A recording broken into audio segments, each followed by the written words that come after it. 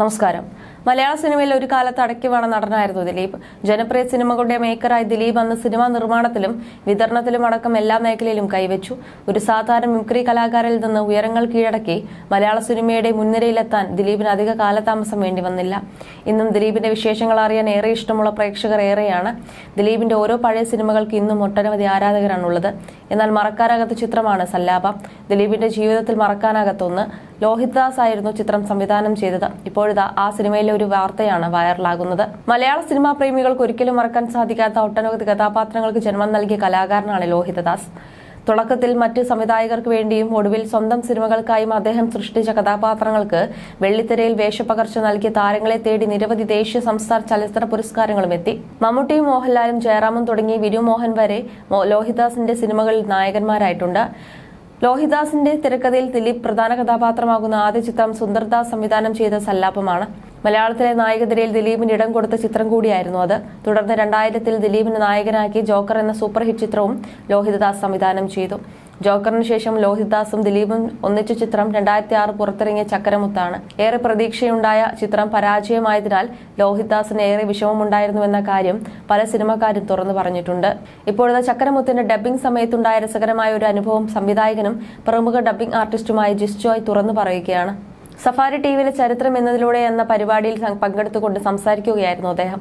ലോഹിത് സാറിന്റെ സിനിമകളിൽ എന്നെ ഡബ്ബിങ്ങിന് വിളിക്കുക ഒരിക്കലും പ്രൊഡക്ഷൻ കൺട്രോളർ ആയിരിക്കില്ല, അദ്ദേഹം തന്നെയായിരിക്കും എന്നെ വിളിക്കുന്നത്. അത്തരത്തിലൊരു വാത്സല്യം എവിടെയോ അദ്ദേഹത്തിന് എന്നോടുണ്ട്. ഒരു ഞായറാഴ്ച എന്നെ വിളിച്ച് പെട്ടെന്ന് ലാൽ മീഡിയയിലേക്ക് എത്തണമെന്ന് പറഞ്ഞു. ചക്കരമുത്ത് എന്ന സിനിമയുടെ ഡബ്ബിംഗ് ആണ്. ഞാൻ അവിടെ എത്തിയപ്പോൾ എല്ലാവരുടെയും മുഖം മ്ലാനമാണ്. എന്തോ അവിടെ നടന്നിട്ടുണ്ടെന്ന് തോന്നി, ജിസ് ജോയ് പറയുന്നു. ഞാൻ ഡബ്ബിംഗ് തിയേറ്ററിൽ കയറി ഡബ്ബിംഗ് തുടങ്ങി. 1/4 മണിക്കൂർ കഴിഞ്ഞപ്പോൾ ഏതോ ഒരു ഘട്ടത്തിൽ തെറ്റാൻ തുടങ്ങി. അതോടെ ലോഹിത് സാർ തിയേറ്ററിനകത്ത് വന്ന് നിർദ്ദേശം നൽകിയെങ്കിലും ശരിയായില്ല. അപ്പോൾ ലോഹിത് സാർ എന്റെ പുറകിൽ നിന്നും നിന്നെ ഞാൻ അനുഗ്രഹിക്കുന്നുവെന്ന രീതിയിൽ 2 തോളിലും പിടിച്ചിട്ട് ഇനി ഡബ് ചെയ്യൂ എന്ന് പറഞ്ഞു. അദ്ദേഹം ഒരു പാവം മനുഷ്യനായിരുന്നു. അങ്ങനെ പിടിക്കുമ്പോൾ തന്റെ ശരീരത്തിൽ നിന്നോ ബുദ്ധിയിൽ നിന്നോ വികാരത്തിൽ നിന്നോ എന്തോ ഒരു വൈദ്യുതി തരംഗം നമ്മളിലേക്ക് പ്രവേശിക്കുകയും അത് നമ്മളിൽ സന്നിവേശിപ്പിച്ച് ആ കറണ്ടായി പുറത്തേക്ക് വരികയും ചെയ്യുമെന്നാണ് അദ്ദേഹം വിചാരിക്കുന്നത്. അത്രയും ശുദ്ധനായിരുന്നു ലോഹിത് സാർ. ലോഹിത് സാർ തോളിൽ പിടിക്കുമ്പോൾ എന്റെ ആത്മവിശ്വാസം പോകുകയാണ് ചെയ്തത്. മറ്റൊന്നും ശ്രദ്ധിക്കാതെ ലോഹിത് സാർ ആണല്ലോ എന്റെ തോളിൽ പിടിക്കുന്നതെന്ന ചിന്ത വരും. അതോടെ സാറേ ഇങ്ങനെ പിടിക്കണ്ട, ഞാൻ തന്നെ ശരിയാക്കിക്കൊള്ളാം എന്ന് പറഞ്ഞു. അദ്ദേഹം പുറത്തേക്ക് പോവുകയും ഞാൻ ആ ഭാഗം ശരിയാക്കി മുന്നോട്ട് പോവുകയും ചെയ്തെന്നും ജിസ് ജോയ് ഓർമ്മിക്കുന്നു. ഒരു 5:15 ആയപ്പോൾ ഞാൻ ഒന്ന് വെറുതെ തിരിഞ്ഞു നോക്കിയപ്പോൾ ദിലീപേട്ടൻ അവിടെ കൈകെട്ടി നിൽക്കുന്നുണ്ട്. മറ്റുള്ളവരൊക്കെ ഇരിക്കുകയാണ്. ദിലീപേട്ടൻ ഡബ്ബിങ്ങിന് വരുമെന്ന് ആരൊക്കെയോ എന്നോട് പറയുന്നുണ്ടായിരുന്നു. അദ്ദേഹം വരുന്നത് വരെയുള്ള ഒരു ഗ്യാപ്പ് ഫില്ലർ മാത്രമാണ് ഞാൻ.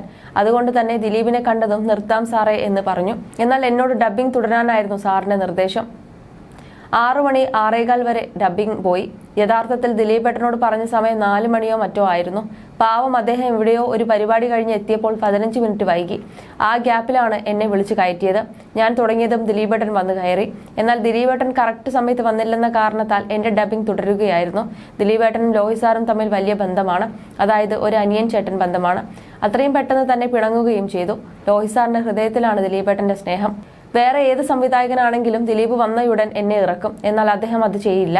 അതാണ് ലോഹിത് സാർ. ഇത്രയും നേരായി ജീവിക്കാൻ ഉദ്ദേശിക്കുന്ന ഒരു മനുഷ്യനെ സിനിമയിൽ മാത്രമല്ല പുറത്തും ഞാൻ കണ്ടിട്ടില്ലെന്നും ജിസ് ജോയ് പറയുന്നു.